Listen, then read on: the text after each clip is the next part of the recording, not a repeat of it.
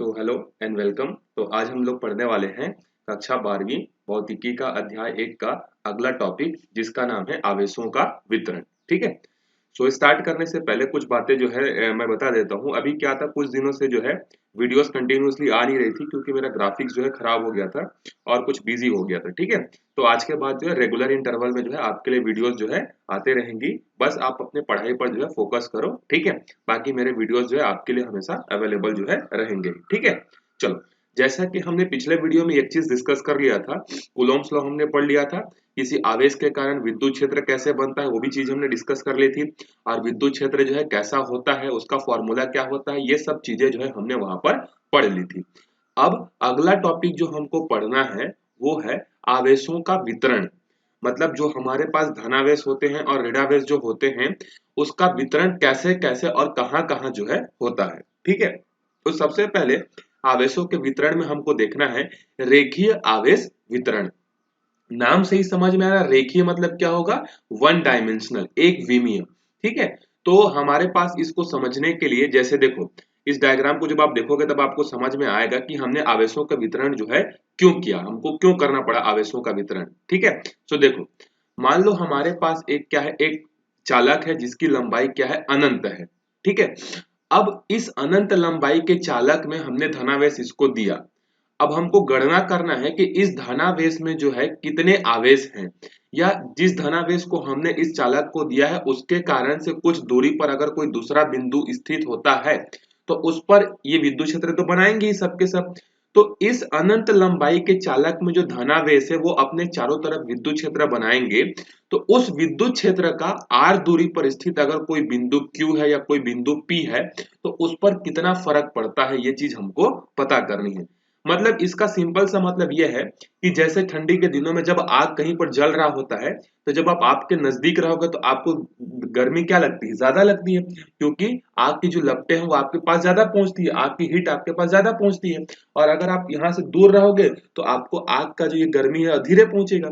तो उसी तरीके से यहाँ भी है कि जब हम लोग एक आवेश को किसी अनंत लंबाई के एक विमीय चालक को जब सौंपेंगे, आवेश देंगे, तो ये अपने चारों तरफ जिस तरीके से लकड़ी या फिर आग जो है अपने चारों तरफ क्या करता है, ऊष्मा प्रदान करता है, उसी तरीके से ये अपने चारों तरफ विद्युत क्षेत्र बनाएगा। तो इस पी बिंदु पर जो कि इससे आर दूरी पर है, इसके विद्युत क्षेत्र का कितना प्रभाव यहाँ पर पड़ेगा, हमको वही चीज क्या करनी है, पता करनी है।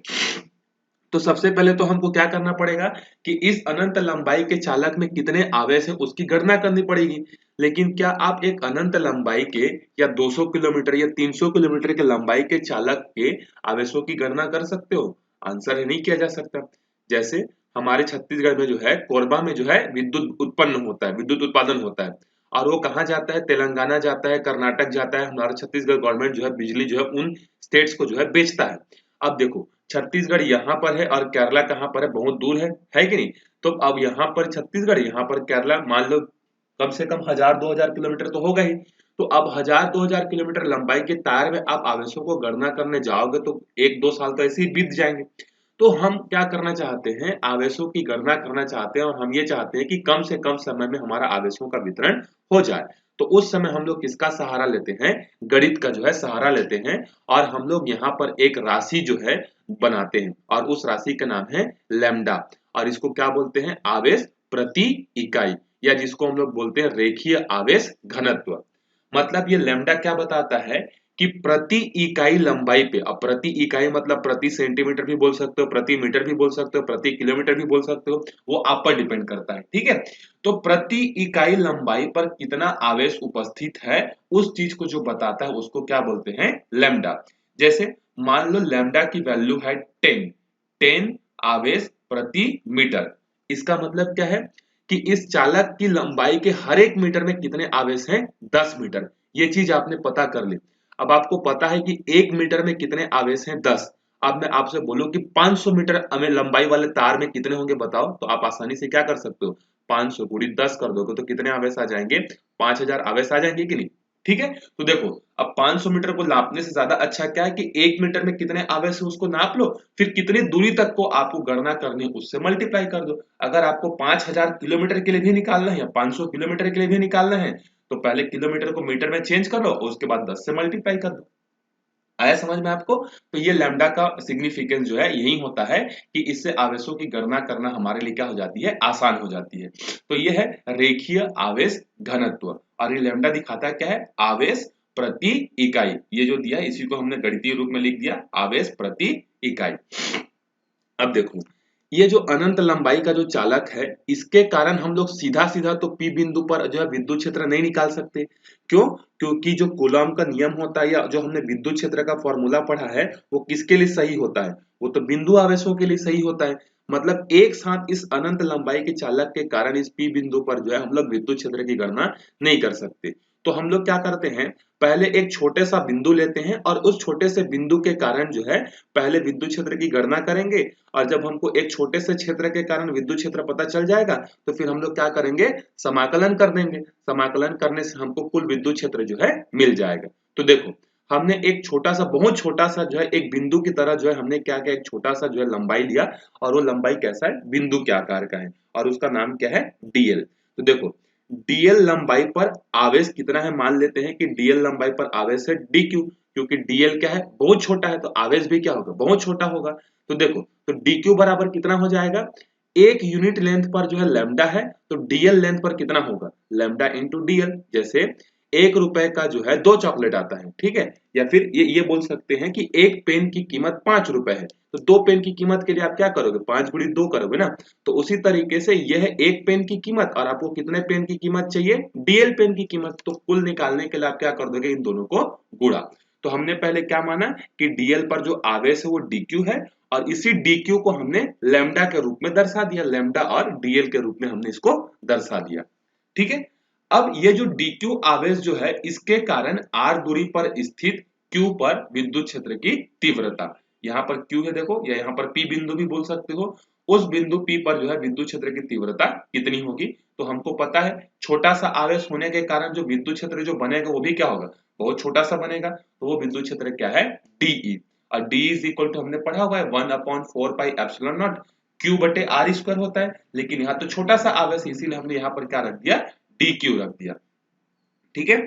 उसके बाद ये जो dq है, इसी को हम लोग किस रूप में लिख सकते हैं, देखो यहाँ से समीकरण नंबर 1 से इसको हम लोग किस रूप में लिख सकते हैं, लैम्डा इंटू डीएल के रूप में लिख सकते हैं, ठीक है। तो देखो, इसमें आप कंफ्यूज नहीं होना कि जैसे आप कंफ्यूज हो जा रहे हो कि सर पहले dq लिखे हो फिर dq को इसी रूप में कैसे लिख दी हो। अरे भाई देखो, डीएल लंबाई पर जो आवेश है वो है dq, मतलब 2 पेन की जो कीमत है वो है 10 रुपए, ठीक है, कुल कीमत है 10 रुपए। तो मैं क्या इस 10 रुपए को ऐसा नहीं लिख सकता, पेनों की संख्या गुणित एक पेन की कीमत, वैसी तो मैंने लिखा है। अब यहाँ पर देखो, डीएल मान लो किसकी संख्या को बता रहा है, पेनों की संख्या को, और लैम्डा किसको बता रहा है, कितने पेन है। तो 5 गुणित 10 करोगे, इस पक्ष में भी 10 आएगा, और कुल पेनों की कुल कीमत जो है वो भी 10 रुपए, तो दोनों पक्ष बराबर है कि नहीं। तो बस नाम अलग अलग है, डीक्यू मतलब क्या है, कुल आवेश को दिखा रहा है, और उसी डीक्यू को हम लोग प्रति इकाई के रूप में हमने यहाँ पर दर्शा दिया, ठीक है। तो उसमें कंफ्यूजन होने की आपको जरूरत नहीं है। तो ये छोटा सा विद्युत क्षेत्र हमको किसके कारण से मिला, dq के कारण जो है हमको छोटा सा विद्युत क्षेत्र जो है मिल गया। लेकिन हमको तो पूरे अनंत लंबाई के चालक के कारण चाहिए। तो हमने क्या बोला, मैंने आपको क्या बोला था कि जब आपको छोटा सा विद्युत क्षेत्र पता चल जाए तो आप क्या कर देना, उसके बाद उसका समाकलन कर देना। तो देखो, कुल विद्युत क्षेत्र अनंत लंबाई के चालक के कारण के लिए हम लोग क्या करेंगे, यहाँ पर इसका दोनों पक्षों का समाकलन करेंगे। तो डी का समाकलन, और ये है अभी आप पढ़ोगे मैथमेटिक्स में समाकलन करके, या कक्षा 11वीं में आपने समाकलन के बारे में भी पढ़ा होगा कि समाकलन का मतलब क्या होता है, एक तरीके से जोड़ना ही होता है, छोटे छोटे चीजों को इकट्ठा करना क्या कहलाता है, समाकलन कहलाता है। So 1/4 pi epsilon naught lambda dl upon r square, ये तो हमारे लिए क्या है, नियतांक होता है, कूलॉम का नियतांक होता है। लैम्डा प्रति इकाई जो आवेश है, एक बार बन चुका वो तो डिसाइड हो गया, तो लैम्डा भी कांस्टेंट हो जाएगा। आर स्क्वायर, उस तार से उस चालक की लंबाई से उस बिंदु तक की दूरी भी निश्चित है, तो यहाँ पर lambda r 4 pi epsilon naught सब के सब क्या थे, नियतांक थे, तो सब बाहर आ गए, और अंदर में क्या बचा, समाकलन किसका, डीएल का। अब यहाँ पर डी का जो समाकलन होगा, डी के सामने कुछ नहीं मतलब एक है, तो एक का समाकलन क्या होता है, जो उसका ऑपरेटर होता है, जो उसकी संक्रिया होती है, उसी का जो है यहाँ पर आ जाता है, मतलब डी का क्या हो जाएगा, समाकलन ई हो जाएगा। तो ये है हमारा किसी भी रेखीय आवेश के कारण जो है, या अनंत लंबाई के चालक के कारण जो है, किसी आर बिंदु पर स्थित, आर दूरी पर स्थित किसी बिंदु पर विद्युत क्षेत्र की तीव्रता। अच्छा, यहाँ पर एक क्वेश्चन आपसे प्रैक्टिकल में ये भी पूछा जा सकता है कि जब हम लोग अनंत लंबाई के चालक को आवेश देते हैं तो ये आवेश एक दूसरे से जो है समान दूरी पर जो है वितरित हो जाते हैं। अपने आप हमको कुछ नहीं करना पड़ता, जैसे हमने एक कांच का रॉड लेकर रब किया, मतलब घिसा उसको, और इस घिसने के बाद इससे टच करा दिया हमने, तो हम लोग क्या देखते हैं कि ये जो आवेश है ये अपने आप क्या करते हैं, ऐसे जो है मतलब निश्चित दूरी पर अपने आप बैठ जाते हैं बिना कुछ बोले। तो ऐसा क्यों होता है? तो आंसर है, देखो ये कौन से आवेश है, सबके सब धनावेश। तो सारे के सारे धनावेश एक दूसरे को क्या करते हैं, प्रतिकर्षित करते हैं, और प्रतिकर्षण के कारण ही ये सारे आवेश एक दूसरे से निश्चित दूरी पर जो है क्या होते हैं, बैठ जाते हैं। अब यहाँ से भगते क्यों नहीं है? तो देखो ये जो आवेश है, इस आवेश पर ऊपर वाला जितना बल नीचे ढकेलने के लिए लगा रहा होगा, नीचे वाला आवेश भी ऊपर ढकेलने के लिए लगा रहा होगा।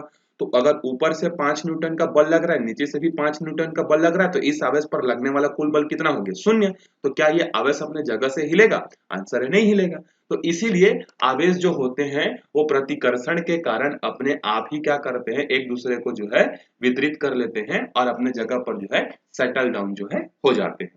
तो यह है हमारा पहले प्रकार के आवेशों का वितरण, जिसका नाम था रेखीय। अब हम लोग चलते हैं दूसरे प्रकार के आवेशों का वितरण। अब जरूरी तो नहीं है कि हमने जो आवेश दिया है वो तार के रूप में ही हो, हमारा आवेश ये भी हो सकता है कि वो किसी एरिया में फैला हुआ हो, किसी क्षेत्रफल में दिया हुआ हो। ठीक है, तो हम लोग दूसरा देखते हैं, क्षेत्रीय आवेश वितरण। मतलब अभी जो हमारा आवेश का वितरण जो होगा वो किसमें होगा? क्षेत्रफल में होगा। तो जिस तरीके से हमारे पास अनंत लंबाई का चालक था, उसी तरीके से हम लोग ये मान लेते हैं कि हमारे पास अनंत लंबाई का एक क्षेत्रफल है। तो अब अनंत लंबाई के क्षेत्रफल में कितने आवेश हैं इसका भी गणना करना संभव नहीं है। तो जिस तरीके से हमने लैम्डा वाला कंसेप्ट यूज किया था कि प्रति इकाई पर जो आवेश है उसकी गणना कर लो, फिर जितने बड़े लंबाई के लिए निकालना था उससे गुणा कर देते थे। तो उसी तरीके से यहाँ पर भी हम लोग एक नई राशि बनाएंगे जिसका नाम है सिग्मा। और सिग्मा क्या होता है? क्षेत्रीय आवेश घनत्व। क्षेत्रीय आवेश घनत्व का मतलब क्या है कि ये जो अनंत लंबाई का क्षेत्रफल जो है, इसके प्रति एकांक क्षेत्रफल पर कितना आवेश है उसको जो बताता है उसको बोलते हैं सिग्मा।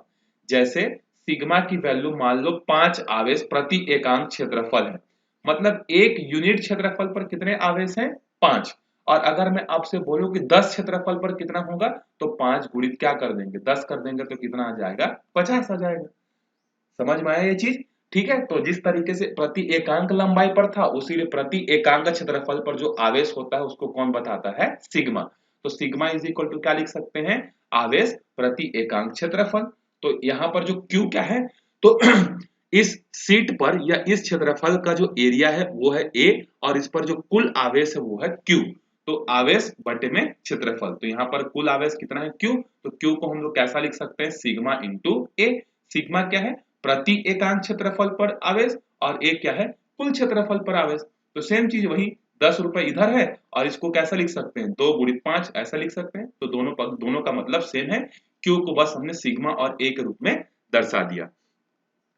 अब हम लोग वापिस से अगर विद्युत क्षेत्र की गणना करना चाहते हैं इस P बिंदु पर, जो कि इसके सीट से जो है या फिर जो क्षेत्रफल उससे r दूरी पर स्थित है, तो अगेन हमारे पास वही प्रॉब्लम क्रिएट होगा। क्या प्रॉब्लम क्रिएट होगा कि हम लोग एक साथ पूरे क्षेत्रफल के कारण जो है P पर जो है विद्युत क्षेत्र की तीव्रता की गणना नहीं कर सकते। तो हम लोग क्या करेंगे, पहले एक छोटा सा क्षेत्रफल की कल्पना करेंगे, और उस छोटे से क्षेत्रफल के कारण P बिंदु पर क्या निकाल लेंगे, हम लोग विद्युत क्षेत्र की तीव्रता निकाल लेंगे। और जब P पर जो है विद्युत क्षेत्र की तीव्रता निकल जाएगी तो फिर हम लोग क्या करेंगे, उसका समाकलन कर देंगे। तो जिससे हमको क्या पता चल जाएगा, इस बिंदु पर जो है कितना विद्युत क्षेत्र जो है इस सीट के कारण बनेगा, वो हमको पता चल जाएगा। ठीक है, तो हमने क्या किया, इस क्षेत्रफल में से एक बहुत छोटा सा क्षेत्रफल जो है ds हमने क्या किया, ds हमने चुना। और ये जो ds है इसका क्षेत्रफल मान लो क्या, एक बिंदु आकार का है, मतलब नगण्य है। तो उस ds पर जो आवेश होगा वो कितना होगा, अगेन बहुत छोटा सा आवेश होगा, dq। अब इस dq को सिग्मा के रूप में कैसे लिख सकते हैं, तो देखो dq क्या है, ds वाले एरिया पर उपस्थित आवेशों की संख्या है। इसी को हम लोग कैसा लिख सकते हैं, सिग्मा इंटू ds लिख सकते हैं कि नहीं। मतलब मान लो dq की वैल्यू 10 है, मतलब उस dl लेंथ पर जो आवेशों की संख्या वो 10 है, और सिग्मा की वैल्यू हमने कितना माना था, 5 है। तो क्या हम लोग इसको ऐसा नहीं लिख सकते, सिग्मा 5 है तो ds कितना होगा, 2 होगा। तो हमने dq को किस रूप में दर्शा दिया, ds इंटू सिग्मा के रूप में। जैसे वहां पर हम लोग dq को किसके रूप में दर्शाए थे, लैम्डा इंटू dl के रूप में, उसी तरीके से यहाँ पर हमने dq को किस रूप में दर्शा दिया, क्षेत्रीय आवेश घनत्व गुणित क्षेत्रफल के रूप में हमने दर्शा दिया। अब उस ds के कारण जो है r दूरी पर स्थित जो बिंदु है उस पर विद्युत क्षेत्र की तीव्रता अगेन कितनी होगी, तो छोटा सा आवेश dq है, उस छोटे से आवेश dq के कारण जो विद्युत क्षेत्र बनेगा वो d होगा, और वो कितना होगा 1/4 पाई एप्सिलॉन नॉट dq बटे में r स्क्वायर।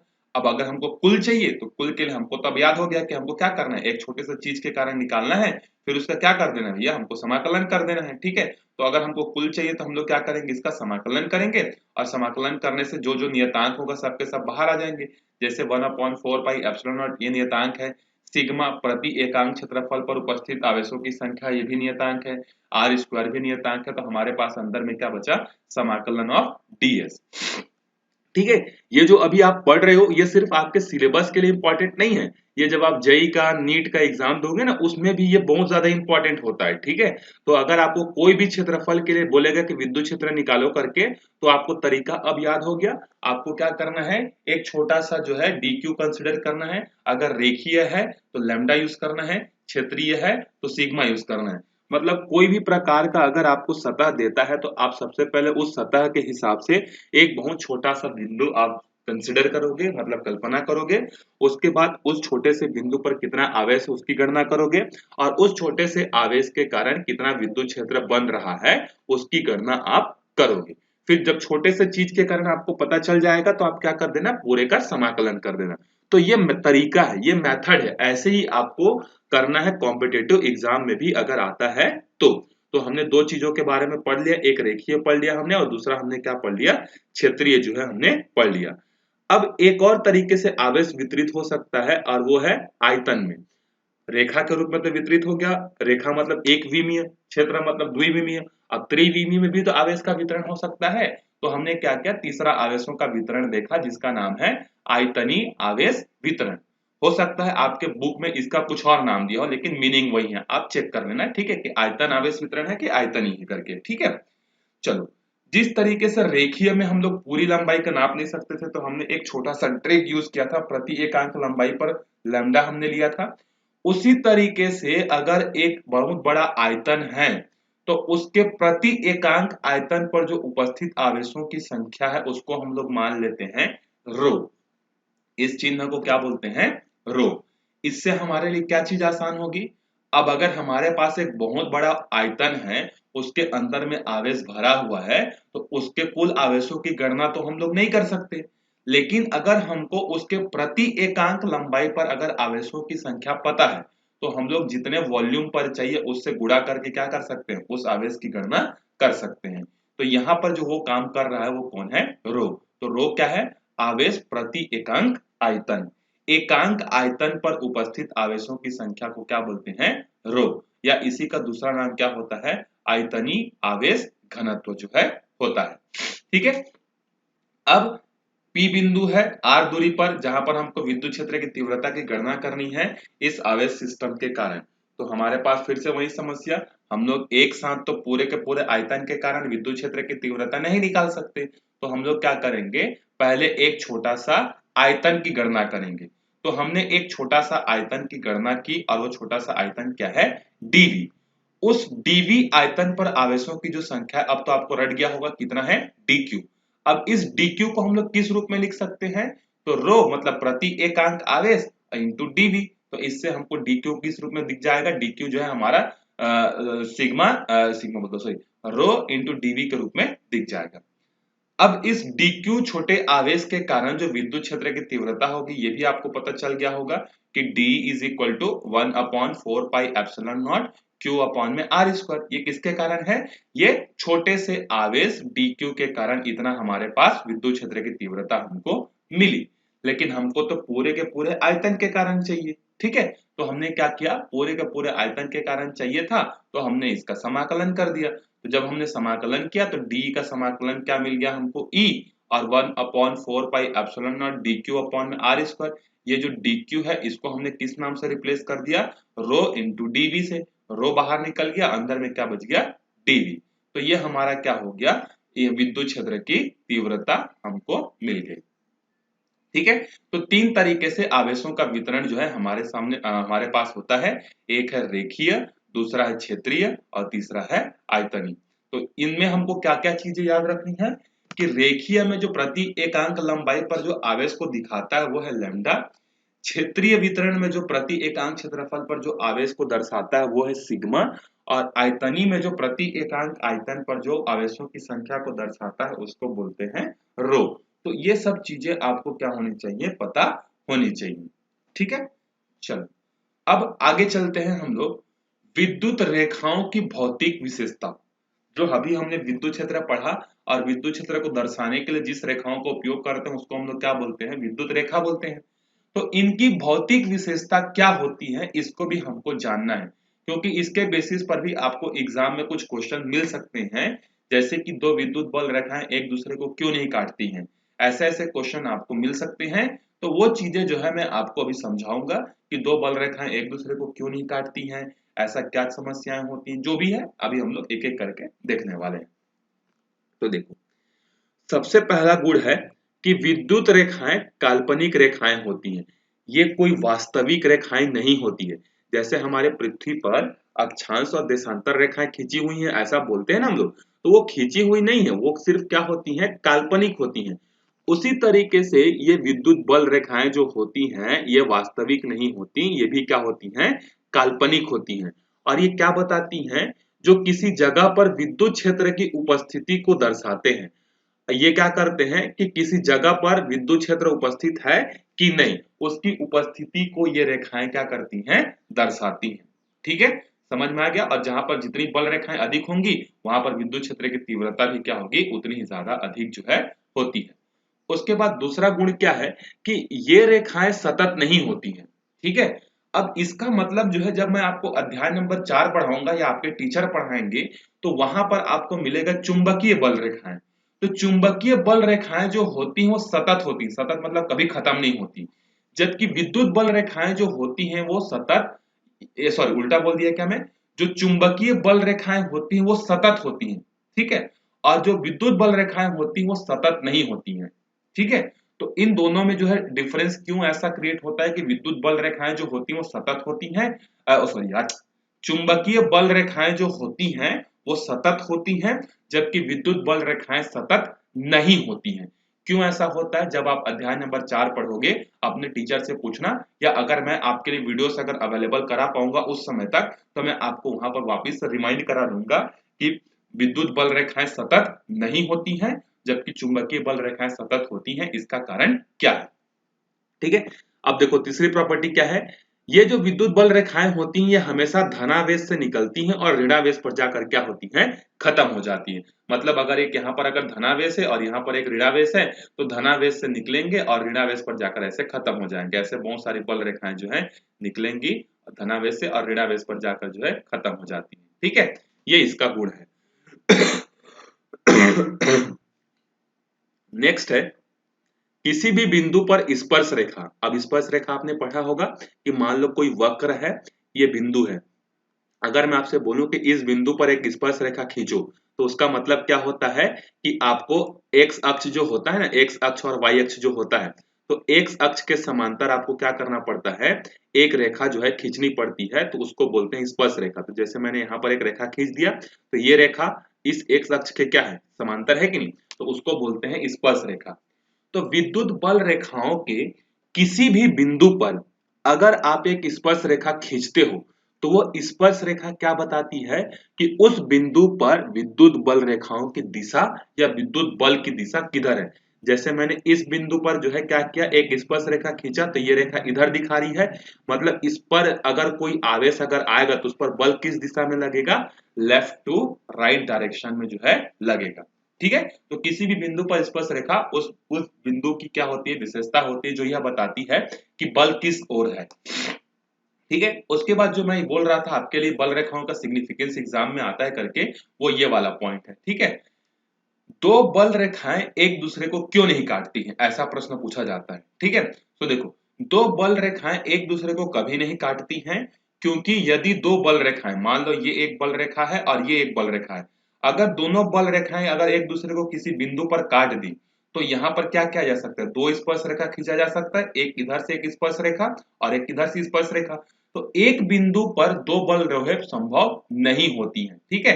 तो वही चीज यहाँ पर दिया, क्योंकि यदि वे एक दूसरे को काटी तो कटान बिंदु पर दो स्पर्श रेखा खींची जा सकती है जो दो बल की दिशा को दर्शाएगी, जो कि संभव नहीं है कि एक बिंदु पर जो है दो बल की दिशाएं हों, ठीक है, विद्युत के क्षेत्र में, विद्युत की भाषा में, ठीक है। वैसे तो एक बिंदु पर बहुत सारे बल हो सकते हैं मैकेनिक्स में, लेकिन विद्युत बल रेखाओं में जो है एक बिंदु पर एक ही बल जो है होता है। लेकिन अगर दो रेखाएं एक दूसरे को काटी तो कटान बिंदु पर दो स्पर्श रेखा खींची जा सकती है, जो कि संभव नहीं है, ठीक है। यह हमारी अगली प्रॉपर्टी। उसके बाद देखो, ये जो बल रेखाएं जो होती हैं ये हमेशा सतह के साथ क्या होती हैं, लंबवत होती हैं। सतह के साथ लंबवत होती हैं का मतलब क्या होता है, देखो जैसे ये धनावेश है, देखो जब आवेश यहां से निकलेंगे, मतलब बल रेखाएं यहां से निकलेंगी तो इसके सतह के साथ ये क्या करेंगी, 90 अंश बनाएंगी। तो चाहे निकल रही हो चाहे खत्म हो रही हो, वो सतह के साथ हमेशा क्या होंगी, लंबवत होंगी। आप अपने मर्जी से ऐसा कोई भी बल रेखा जो है नहीं खींच सकते, क्योंकि ये बल रेखा इस सतह के साथ 90 अंश नहीं बना रहा है। तो जो भी बल रेखाएं होती हैं किसी भी सतह से निकले या किसी भी सतह पर जाकर खत्म हो, वो हमेशा सतह के साथ कैसी होनी चाहिए, लंबवत होनी चाहिए। इसका प्रूफ देख लेते हैं छोटा सा कि कैसे ये होता है। तो मान लो ये एक धनावेश है और इससे निकलने वाला जो विद्युत क्षेत्र है वो मान लो 90 अंश पर नहीं निकल रहा है, मान लो थीटा एंगल बनाते हुए निकल रहा है। अब आपने पढ़ा हुआ है कि विद्युत क्षेत्र की तीव्रता जो होती है एक सदिश राशि है, और जब भी कोई फिजिक्स में कोई क्वांटिटी अगर कोई थीटा एंगल बनाती है तो उसके दो घटक हम लोग बना सकते हैं, एक क्षैतिज दिशा में ई कॉस थीटा और एक ऊर्ध्वाधर दिशा में ई साइन थीटा। तो ये जो आवेश है, इस आवेश पर जो है क्षैतिज दिशा में कोई गति नहीं होती, मतलब कोई बदलाव क्षैतिज दिशा में नहीं होता। कोई बदलाव नहीं होता इसका मतलब क्या है कि ई कॉस थीटा की जो वैल्यू है वो क्या है, शून्य है। तो ई इधर के जीरो हो गया, तो cos theta is equal to हमको क्या मिला, जीरो। तो cos के कौन से एंगल की वैल्यू जीरो होती है, तो आंसर है 90 अंश की। तो यहाँ से थीटा का मान कितना हो जाएगा, 90 अंश। तो इसका मतलब क्या है कि बल रेखाएं चाहे धनावेश से निकले चाहे ऋणावेश पर जाकर खत्म हो, हमेशा सतह के साथ 90 अंश बनाने चाहिए, ठीक है। यह बल रेखाओं की विशेषताएं। एक और हमने पहले भी वीडियो में डिस्कस कर लिया था कि अगर किसी बिंदु पर जो है बल रेखाओं का जो घनत्व है अगर बहुत ज्यादा है तो वहां पर जो विद्युत क्षेत्र की तीव्रता होगी वो भी क्या होगी, बहुत ज्यादा होगी। मैंने आपको एग्जांपल दिया था, याद करो, एक आवेश है, ऐसे बल रेखाएं थी, एक चूड़ी वाले को लेकर आते थे, यहाँ पर 4 बल रेखाएं, यहाँ पर 2 बल रेखाएं। तो जहां पर क्राउडिंग ज्यादा होती है विद्युत बल रेखाओं की, वहां पर विद्युत क्षेत्र की तीव्रता भी क्या होती है, ज्यादा होती है, ठीक है। तो यह इनके भौतिकी विशेषताएं। अब आगे चलते हैं, हमारे पास जो अगला टॉपिक है वो है विद्युत द्विध्रुव, ठीक है। विद्युत द्विध्रुव क्या होता है, देखो ये एक ऐसा तंत्र होता है जिसमें अगर दो समान एवं विपरीत आवेश, मतलब समान मतलब जैसे एक कूलम का अगर धनावेश है तो एक कूलम का क्या होना चाहिए, ऋणावेश भी होना चाहिए। तो इसका मतलब क्या है, देखो कि यदि दो समान एवं विपरीत आवेश एक दूसरे से अगर निश्चित दूरी में हैं तो इस तरह के तंत्र को क्या बोलते हैं हम लोग, विद्युत द्विध्रुव जो है बोलते हैं। मतलब अगर यहाँ पर एक धनावेश है 2 कूलम का, तो यहाँ पर एक दूसरा ऋणावेश होना चाहिए 2 कूलम का। अगर इस तरीके का आपके पास कोई तंत्र है जिसमें आवेश कैसे होने चाहिए, आवेशों की प्रकृति विपरीत होनी चाहिए लेकिन उनका परिमाण क्या होना चाहिए, सेम होना चाहिए। और अगर दोनों आवेशों के बीच में अगर कुछ दूरी है तो इस तरीके का जो तंत्र जो बनता है उसको हम लोग बोलते हैं विद्युत द्विध्रुव। आपने टीवी वगैरह में या आपने डंबल देखा होगा जिम में, जो डंबल जो होते हैं एक तरफ ऐसा प्लेट लगा रहता है और दूसरे तरफ जो है दूसरा प्लेट जो है लगा रहता है। तो देखो ये दो प्लेटें हैं और दो प्लेट एक दूसरे से क्या है, निश्चित दूरी पर बंधे हुए हैं।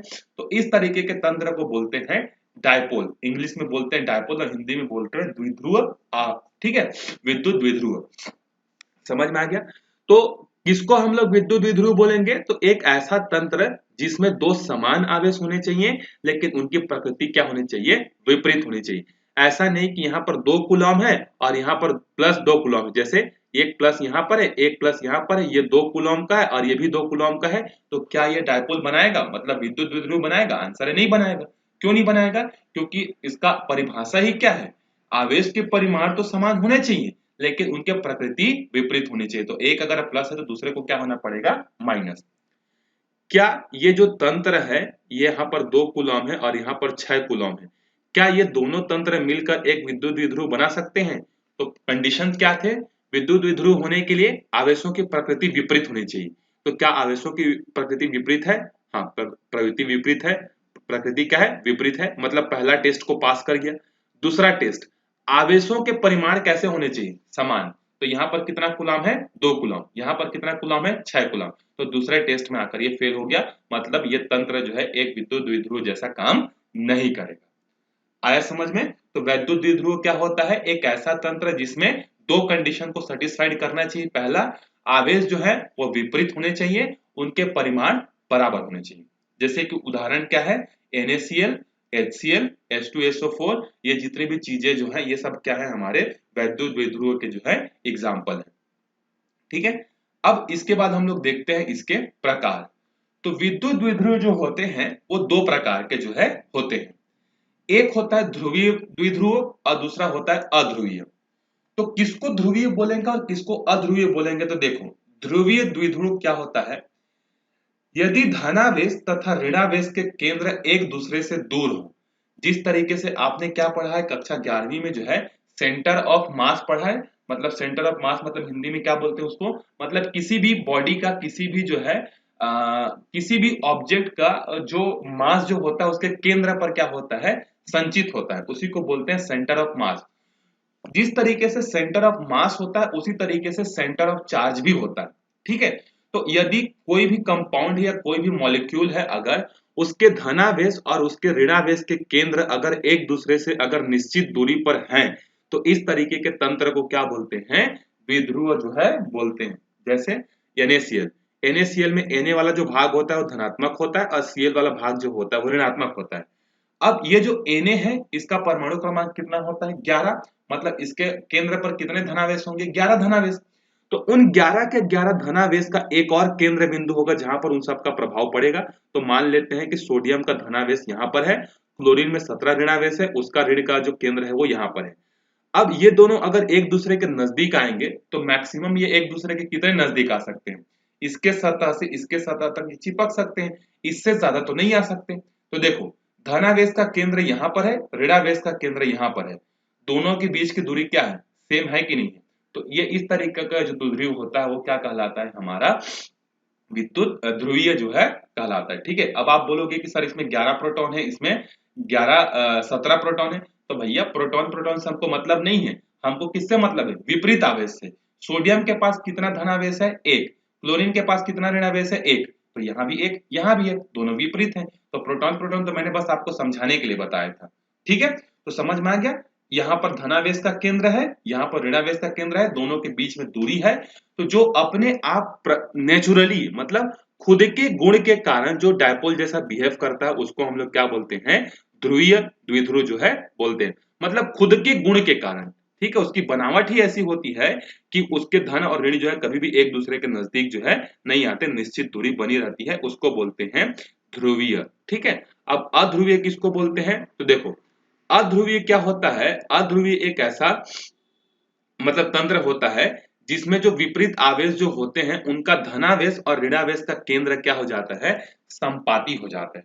मतलब धनावेश और ऋणावेश दोनों के दोनों क्या होंगे, एक ही जगह पर आ जाते हैं। तो मैंने तो डायपोल के पहले डेफिनेशन में बताया था कि जब तक धन और ऋण के बीच में धनात्मक मतलब कोई दूरी नहीं होगी, जब तक दूरी नहीं होगी तब तक वो डायपोल नहीं कहलाएगा। तो यहाँ पर एक एग्जांपल जैसे CO2 का स्ट्रक्चर जो होता है, आप यहाँ पर डबल बॉन्ड की बात कर सकते हो, यहाँ पर भी डबल बॉन्ड जो होता है, लेकिन हम केमिस्ट्री नहीं पढ़ रहे हैं, हम फिजिक्स पढ़ रहे हैं, तो हमको डबल बॉन्ड ट्रिपल बॉन्ड से मतलब नहीं। हमको ये पता है कि ऑक्सीजन और कार्बन के कंपैरिजन में ऑक्सीजन जो होता है वो क्या होता है, ज्यादा नेगेटिव होता है, मतलब इसके पास जो है 2 ऋणात्मक है, इसके पास भी 2 ऋणात्मक है और कार्बन के पास 4 धनात्मक है। तो जिस तरीके से सेंटर ऑफ मास होता है उसी तरीके से कार्बन के सारे धनावेशों का सेंटर जो होगा यहाँ पर होगा, और इन दोनों की जब एग्जैक्ट बीच की जो दूरी है वहां पर ऋणावेश का केंद्र होगा। तो इन दोनों की एग्जैक्ट बीच की दूरी कौन सी है, यही है। तो देखो ये धनावेश है और ये ऋणावेश है, क्या दोनों के बीच में कुछ दूरी है, आंसर है नहीं है। तो क्या ये डायपोल के जैसा बिहेव करेगा? आंसर है नहीं करेगा, क्योंकि डायपोल के लिए कंडीशन क्या क्या है? एक धनावेश एक ऋणावेश दोनों के बीच की निश्चित दूरी। लेकिन यहाँ पर तो दूरी है ही नहीं, भले ही विपरीत आवेश हैं और समान भी है, मतलब ये अगर 1 कूलम का है तो ये भी 1 कूलम का है, लेकिन दूरी ना होने के कारण ये डायपोल जैसा बिहेव नहीं करेंगे। तो ऐसे को हम लोग क्या बोलते हैं? अध्रुवीय द्विध्रुव जो है बोलते हैं। लेकिन इसकी एक स्पेशलिटी क्या होती है? जैसे इस प्रकार के तंत्र को अगर हम लोग विद्युत क्षेत्र में क्या करते हैं? रख देते हैं, तो उस धन और उस ऋण के बीच में जो है दूरी क्या हो जाती है? बन जाती है। और जब विद्युत क्षेत्र में रखते हैं तब ये द्विध्रुव जैसा क्या करते हैं? काम करते हैं।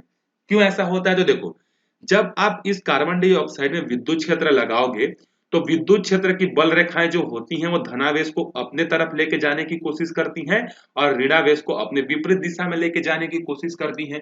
ये चीजें मैंने आपको समझाई थी। तो जब आप कार्बन डाइऑक्साइड को किसी विद्युत क्षेत्र में रख दोगे तो धनावेश जो होगा वो इधर चले जाएगा और ऋणावेश जो होगा वो खिसक कर इधर आ जाएगा, क्योंकि धनावेश जो होता है विद्युत बल रेखाओं के साथ जाने की कोशिश करता है और ऋणावेश उसकी विपरीत दिशा में। तो पहले धन और ऋण यहाँ थे, अब देखो धन यहाँ चला गया, ऋण यहाँ चले गया, दोनों के बीच में दूरी क्रिएट हो गई। अब जब दूरी आ गया, आवेश तो पहले से ही विपरीत है और समान परिणाम के हैं, बस दूरी की कमी थी तो दूरी बन गई। अब ये क्या करेंगे? विद्युत द्विध्रुव जैसा काम करेंगे। लेकिन जैसे ही विद्युत क्षेत्र को हटाओगे फिर से वो कोई काम के नहीं रहेंगे। समझ में आ गया? तो दो प्रकार के हमारे पास जो है होते हैं, एक ध्रुवीय दूसरा अध्रुवीय। ध्रुवीय क्या होता है? जो अपने स्वतः गुण के कारण मतलब उसके जैसा गुणवत्ता दिखाता है, और अध्रुवीय क्या होता है? जिसको विद्युत क्षेत्र में रखने पर अपना गुण जो है दिखाता है। ठीक है, उदाहरण क्या है? कार्बन डाइऑक्साइड और मीथेन जो है इसके क्या है? एग्जाम्पल। ठीक है, अब एक और चीज हम लोग देख लेते हैं छोटा सा, कि कोई जो विद्युत द्विध्रुव है वो कितना कमजोर है या कितना ताकतवर है, उसको दर्शाने के लिए हम लोग एक और राशि जो है पढ़ना पड़ता है हमको, जिसको बोलते हैं द्विध्रुव आघूर्ण। तो द्विध्रुव आघूर्ण एक सदिश राशि है जिसे P द्वारा क्या किया जाता है? दर्शाया जाता है। ठीक है, आप इसको लिख लेना कि यह विद्युत द्विध्रुव जो होता है यह एक सदिश राशि है जिसे P द्वारा दर्शाया जाता है, और यह क्या दिखाता है कि कोई जो डायपोल है वो कितना कमजोर है या कितना ताकतवर है। जैसे मैं अगर आपको बोलूं कि एक डायपोल ये है, जहां पर एक प्लस है मतलब 1 कूलम है, और यहां पर मान लो 1 कूलम का ऋणात्मक आवेश है। ठीक है, दूसरा हमारे पास है, यहाँ पर है 2 कूलम का धनावेश है और यहाँ पर जो है 2 कूलम का ऋणावेश है। अब मैं आपसे पूछूं कि इन दोनों डायपोल में से कौन ज्यादा ताकतवर होगा, तो आंसर है ये ज्यादा ताकतवर होगा। क्यों? इसमें आवेशों की संख्या पहले की तुलना में डबल है। तो उसी चीज को जो दर्शाता है उसको बोलते हैं द्विध्रुव आघूर्ण, और इसको सदिश P से जो है हम लोग दर्शाते हैं। और इसका फॉर्मूला क्या होता है? सदिश P बराबर आवेश गुणित दोनों के बीच की दूरी। आप यहां पर इसको कंप्लीट कर लेना, दोनों के बीच की दूरी। किसकी बीच की दूरी? एक धनावेश से एक ऋणावेश के बीच की दूरी। और बाय द वे, ये धनावेश और ऋणावेश के बीच का जो सेंटर होता है उसको O बोलते हैं। O से इस धनावेश की दूरी L होती है और O से इस ऋणावेश की दूरी जो है L मानते हैं। तो टोटल दूरी दोनों के बीच का कितना हो गया? 2L हो गया। तो डायपोल में धनावेश और ऋणावेश की जो टोटल बीच की जो दूरी होती है वो होती है 2L। तो यहां पर आपको क्या करना है? एक आवेश को लेना है और दोनों के बीच की दूरी को लेना है। तो कोई भी एक आवेश को ले लो, Q को ले लो, चाहे माइनस Q को ले लो, हमको मैग्नीट्यूड से मतलब है, तो साइन तो हमको चाहिए नहीं। तो P बराबर हमको क्या मिलेगा? Q गुणित 2L। तो अब यहां पर ये क्या हो गया? देखो P बराबर क्या मिल गया हमको? 2QL। तो इस 2 को ये मत समझ लेना कि हमने दोनों आवेश को लिया है, ये Q और ये Q। ये जो 2 है गुणा करके बस सामने आए, ये 2 किसके साथ अटैच था? L के साथ जो है जुड़ा हुआ था। ठीक है, तो वही चीज है यहाँ पर। देखो, ये धनावेश ये ऋणावेश, ये इसका केंद्र, हमेशा दूरी जो है केंद्र से नापी जाती है। यहाँ से इधर की दूरी L, यहाँ से इधर की दूरी L। ठीक है, और अगर ऋणावेश यहाँ है और धनावेश अगर यहाँ है तो वो जो डायपोल का जो P है उस P की दिशा क्या होती है? P की दिशा हमेशा PQ की सदिश राशि है, तो सदिश राशि की कुछ ना कुछ तो दिशा होगी। तो ये जो हमारा वैद्युत द्विध्रुव जो होता है, वैद्युत द्विध्रुव आघूर्ण जो होता है, उसकी दिशा यहाँ पर नीचे लिख लेना। वैद्युत द्विध्रुव आघूर्ण की दिशा ऋणात्मक से क्या होती है? धनात्मक की ओर होती है। ऐसा कोई नियम नहीं है, लेकिन हम लोग जनरली मान लेते हैं कि जो वैद्युत द्विध्रुव आघूर्ण है उसकी दिशा हमेशा ऋणावेश से क्या होती है? धनावेश की तरफ होती है। क्यों ऐसा मानते हैं? तो हमारा जो नंबर संख्या जो होता है, नंबर लाइन जो होती है, मतलब संख्या रेखा जो होती है, जिसमें 0 इधर होता है और 1 2 3 इधर होता है, तो हमेशा हमारा नंबर रेखा जो होता है वो ऋण से कहाँ जाने की कोशिश करता है? धनावेश की तरफ जाने की कोशिश करता है। इसीलिए हम लोग वैद्युत द्विध्रुव आघूर्ण की दिशा को क्या मान लेते हैं? ऋणात्मक से धनात्मक की ओर मान लेते हैं। ठीक है, चलो इसके बाद नेक्स्ट वीडियो में हम लोग देखेंगे कि वैद्युत द्विध्रुव आघूर्ण के कारण विद्युत क्षेत्र की तीव्रता। ठीक है, तो फिर मिलते हैं अगले वीडियो में। तब तक के लिए आपको ये वीडियो कैसा लगा जरूर बताइएगा, अपने फ्रेंड्स को शेयर कीजिए और अच्छे से आप पढ़िए। आप किसी दूसरे के बहकावे में मत जाइए, आप अपना पढ़ाई कीजिए, अपना नोट्स बनाइए, अपने आप को तैयार कीजिए एग्जाम के लिए। ठीक है, तो मिलते हैं अगले वीडियो में, तब तक के लिए बाय बाय।